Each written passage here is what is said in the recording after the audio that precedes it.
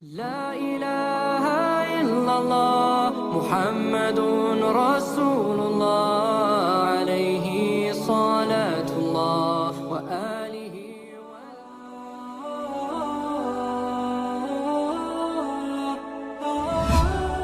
Assalamualaikum warahmatullahi wabarakatuh.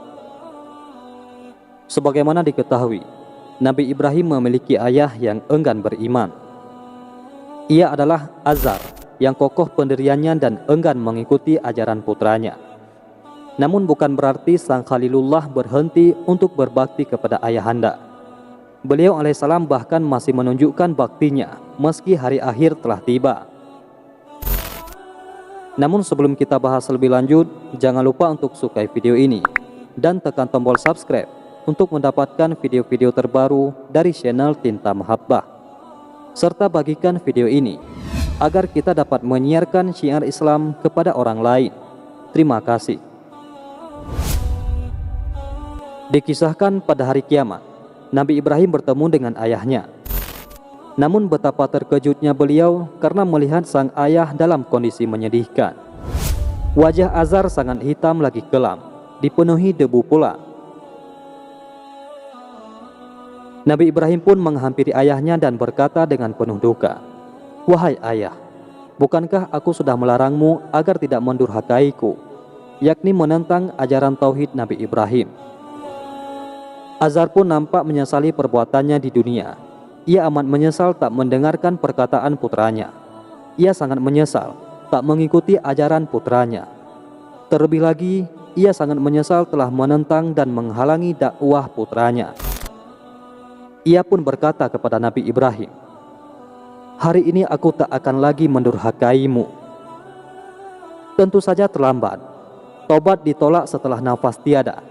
Keimanan tak diterima setelah ruh tercabut dari inangnya. Di hari kiamat, Azar baru akan mengimani Nabi Ibrahim. Sungguh keimanan Azar sudah amat sangat terlambat.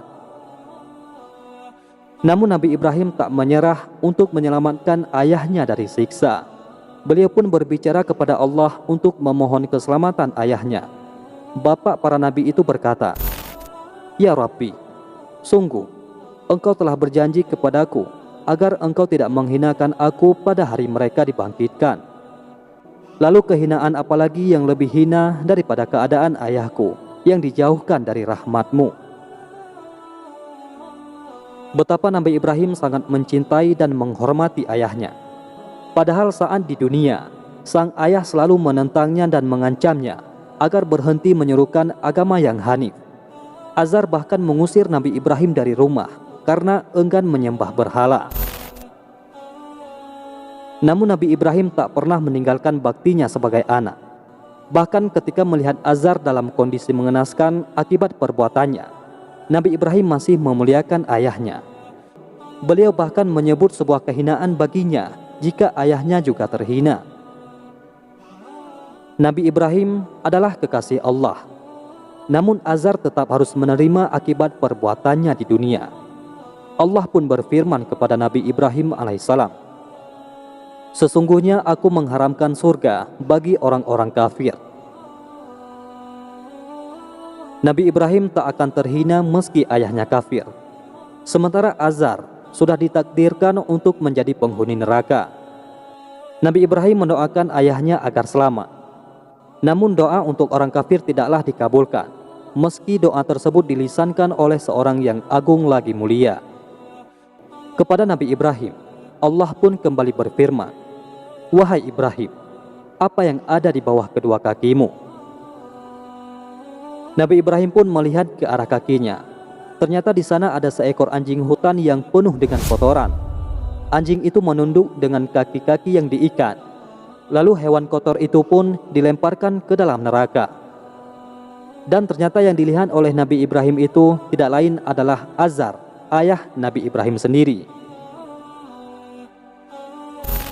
Kisah tentang bertemunya Ibrahim dan ayahnya Azar ada dalam sebuah hadis riwayat Al-Bukhari. Nabi Ibrahim sangat berduka karena ayahnya tak beriman. Namun beliau telah menunjukkan bakti luar biasa kepada sang ayah. Meski ayahnya selalu memusuhi dan bersikap keras kepadanya, Ibrahim terus saja mendakwahi dan mendoakan ayahnya. Namun saat hari kiamat tiba, tak ada yang bisa ia lakukan kecuali memohon rahmat Allah. Sayangnya, rahmat Allah tidak diberikan kepada orang kafir. Azar pun menerima akibat segala perbuatan syiriknya selama di dunia. Kondisi serupa juga dirasakan oleh Rasulullah SAW. Sang paman tercinta yang mengasuhnya sejak kecil laksana ayah sendiri, yakni Abu Thalib, enggan bersyahadat hingga kematiannya. Rasulullah meniru perbuatan Nabi Ibrahim yang mendoakan ayahnya. Namun kemudian turun ayat yang melarangnya. Tidak sepatutnya bagi seorang nabi dan orang-orang yang beriman untuk memintakan ampun kepada Allah bagi orang-orang musyrik, walaupun orang musyrik itu adalah kerabat dekat.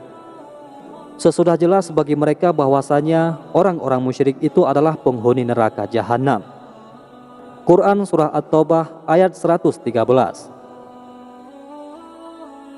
Lalu turun pula ayat kepada beliau sallallahu alaihi wasallam yang berbunyi, sesungguhnya kamu wahai Muhammad tidak akan mampu untuk memberikan petunjuk hidayah kepada orang-orang yang engkau cintai. Quran Surah Al-Qasas ayat 56. Abbas pernah berkata kepada Nabi, engkau tak memiliki manfaat bagi pamanmu itu, padahal ia telah melindungi dan menjagamu. Rasulullah SAW lalu menjawab, dia ada di permukaan neraka. Seandainya bukan karena aku, tentu ia berada di dasar yang paling bawah dari neraka. Dari dua kisah ini dapat dipetik hikmah bahwasanya tetaplah berbakti kepada orang tua meski keduanya melakukan kesalahan. Berusahalah untuk menyadarkan keduanya agar menempuh jalan yang diridhoinya. Selama orang tua tak melakukan syirik, doakanlah mereka. Mohonlah hidayah dan ampunan untuk keduanya, sebagaimana yang dilakukan Nabi Ibrahim alaihissalam kepada ayahnya dan Rasulullah SAW kepada pamannya. Wallahu a'lam bishawab. Mudah-mudahan video ini bermanfaat. Assalamualaikum warahmatullahi wabarakatuh.